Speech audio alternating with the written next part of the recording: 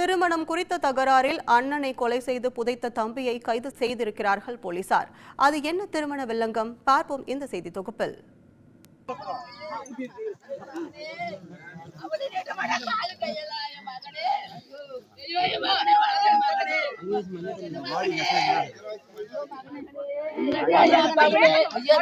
தம்பியால் கொலை செய்து புதைக்கப்பட்ட அண்ணனின் சடலத்தை மீட்கும் காட்சிதான் நீங்கள் பார்த்தது.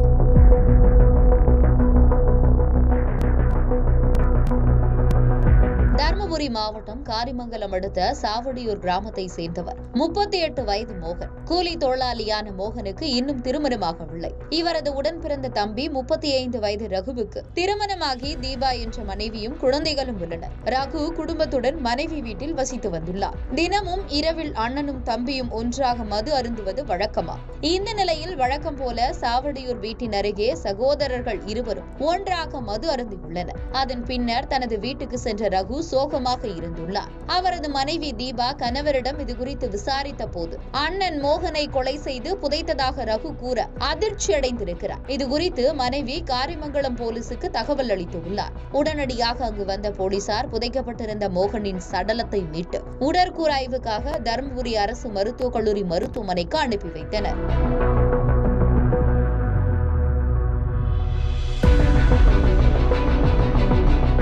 கைது செய்து விசாரித்த போது அண்ணனை கொலை செய்ததற்கான காரணத்தை கூறியிருக்கிறார். மோகனுக்கு பெண் கிடைக்காமல் இன்னும் திருமணமாகாமல் தனிமையில் இருக்க ரகு திருமணம் செய்து கொண்டு மனைவியுடன் வசித்து வருகிறார். இது மோகனுக்கு கண்ணை உறுத்த இருவரும் மது அருந்திக் கொண்டிருந்த போது நீ மட்டும் திருமணம் செய்து கொண்டு குடும்பத்தோடு சந்தோஷமாக இருக்கிறாய், எனக்கு பெண் பார்த்து திருமணம் செய்து வைக்க ஏன் முயற்சிக்கவில்லை என்று கூறியிருக்கிறார். இதில் இருவருக்கும் தகராறு ஏற்படவே ஆத்திரமடைந்த ரகு அருகில் இருந்த கொடுவாலால் மோகனின் கழுத்தில் வெட்டி இருக்கிறார். இதில் ரத்த வெள்ளத்தில் துடிதுடித்து விழுந்த மோகன் உயிரிழந்ததை அறிந்தார். குப்பை கழிவு கொட்டப்படும் குழிக்குள் புதைத்துவிட்டு வந்ததாக ரகு கூறியதாக போலீசார் தெரிவித்துள்ளனர். குடிபோதையில் திருமணம் குறித்த தகராறில் அண்ணனையே தம்பி வெட்டி கொன்ற சம்பவம் அப்பகுதியில் பெரும் அதிர்ச்சியையும் சோகத்தையும் ஏற்படுத்தியுள்ளது.